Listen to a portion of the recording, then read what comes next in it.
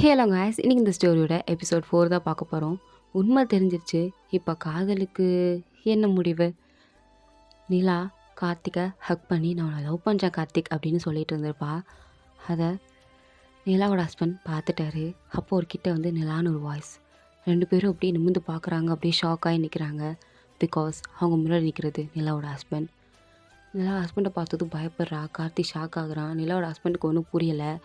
அப்படியே ரெண்டு பேரும் பார்த்துட்டு இருக்கும்போது நிலாவுக்கு அப்போ தான் புரியுது தான் கார்த்தி மேலே சாஞ்சிருக்கோம் அப்படிங்கிறது.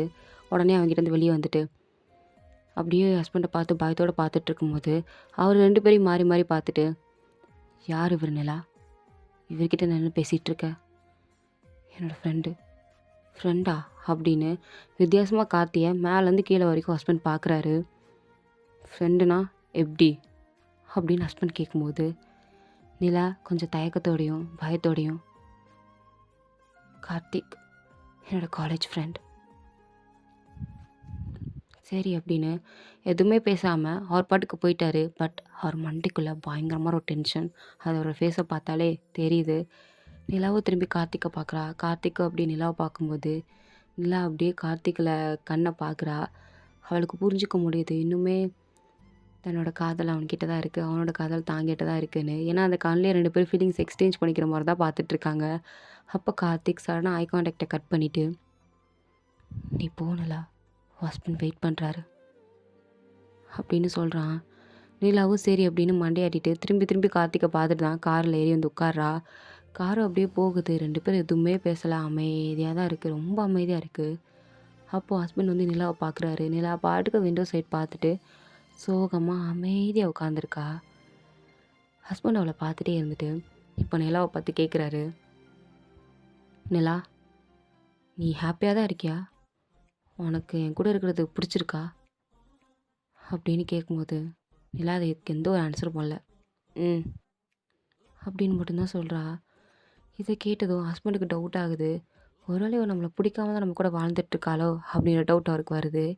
அப்படியே நிலாவே பார்த்துட்ருக்க. அவள் எந்த ஒரு பதிலும் சொல்லாமல் அமைதியாக இருக்கா. சரி, உன் ஃப்ரெண்டுன்னு சொன்னியே, எத்தனை வருஷமாக தெரியும்? ஆ என்னதுங்க அப்படின்னு திரும்பி பார்க்குறா. இல்லை, அந்த பஸ் ஸ்டாப்பில் ஒருத்தன்ட்ட பேசிகிட்டு இருந்தே, எத்தனை வருஷமா பழக்கம்னு கேட்குறேன். ஏன் உனக்கு காது கேட்கலையா?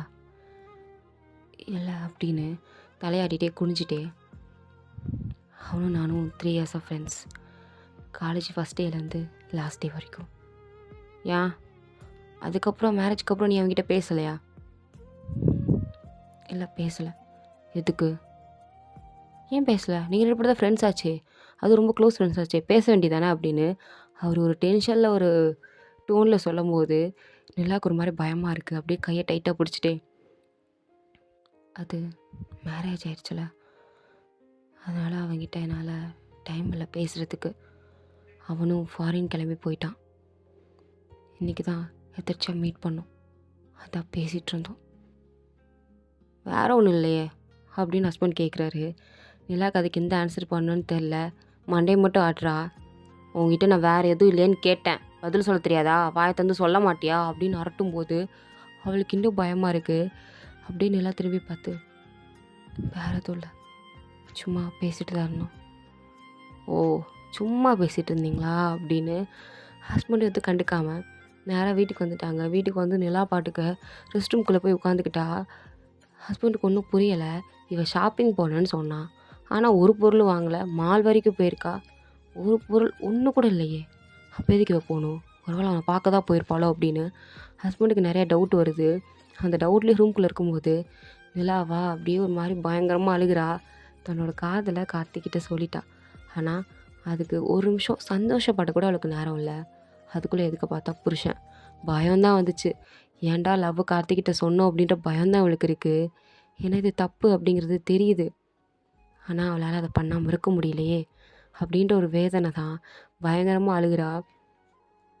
இதை திருப்பி மாற்ற முடியாதா அப்படின்லாம் தோணுது. ஏதாவது டைம் ட்ராவல் மிஷின் கிடைக்காதா, நம்ம எடுத்துகிட்டு திருப்பி போய் நம்ம இவருக்கு பதிலாக கார்த்திகை கல்யாணம் பண்ணியிருக்கக்கூடாதா, லவ் பண்ணியிருக்கக்கூடாதா அப்படின்னு என்னென்னமோ தாட்ஸ் அவளுக்குள்ளே வந்து போகுது.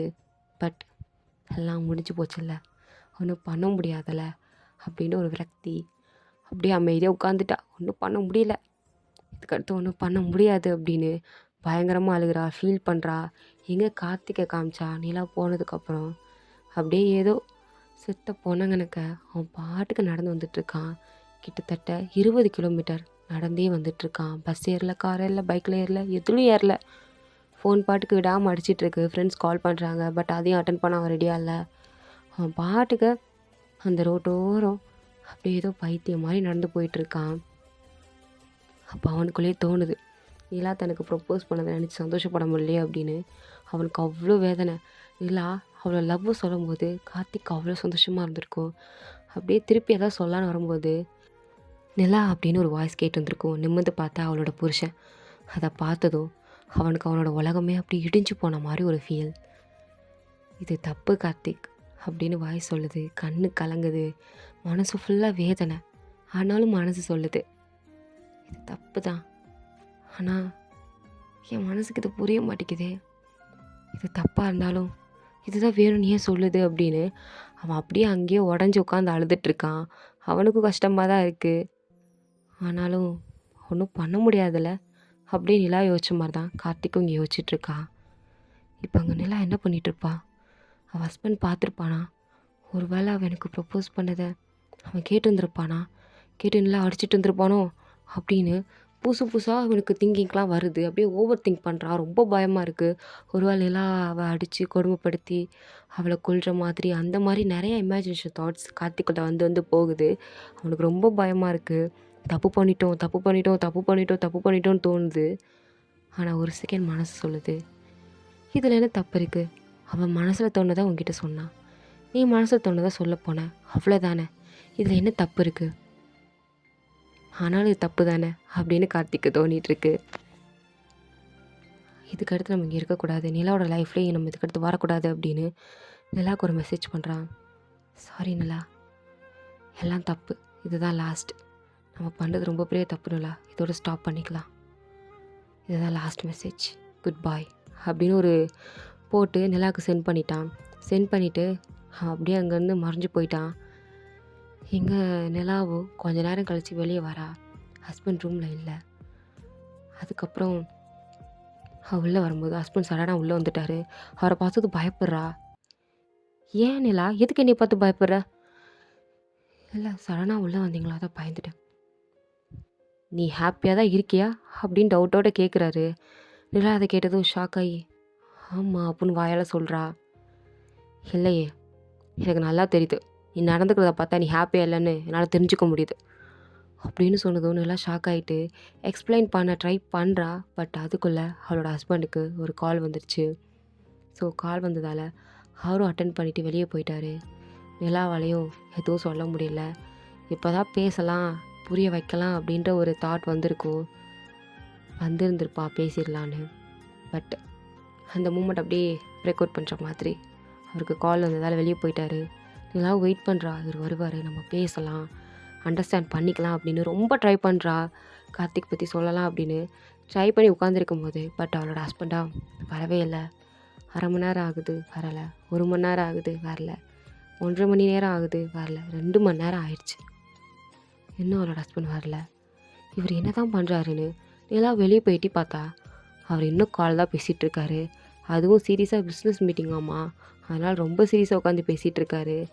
நிலாவா அப்படியே ஒரு மாதிரி விரக்தியில் சிரிச்சிட்டு, எனக்கு தெரியும் இவருக்கு எந்த காலமும் நான் முக்கியம் இல்லை, இப்போயும் நான் அவருக்கு முக்கியம் இல்லைங்கிறது நல்லாவே தெரியுது.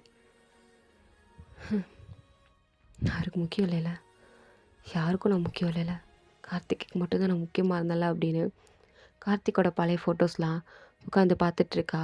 அழுக வருது. இருந்தாலும் அழுகாதனலாம் அவளே சொல்லும் போது தான் கரெக்டாக மெசேஜும் வருது.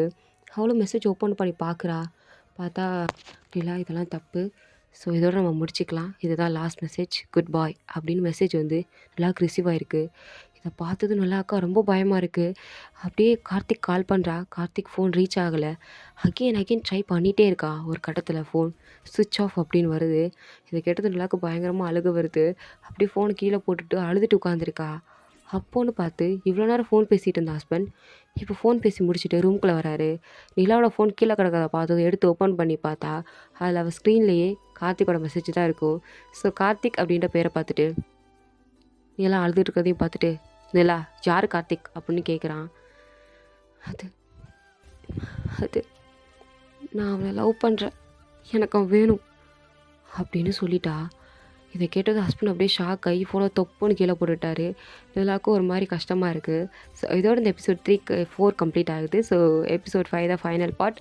ஸோ மிஸ் பண்ணாமல் பாருங்கள். ஸோ இதுக்கடுத்து என்ன நடக்க போகுது, ஹஸ்பண்ட் வந்து நிலாவை விட்டு கொடுத்துருவாரா, இல்லை நிலா எனக்கு வேணும் அப்படின்னு சொல்லி பிடிச்சி வைக்க போகிறாரா அப்படிங்கிறத நெக்ஸ்ட் பார்ட்டில் பார்க்கலாம்.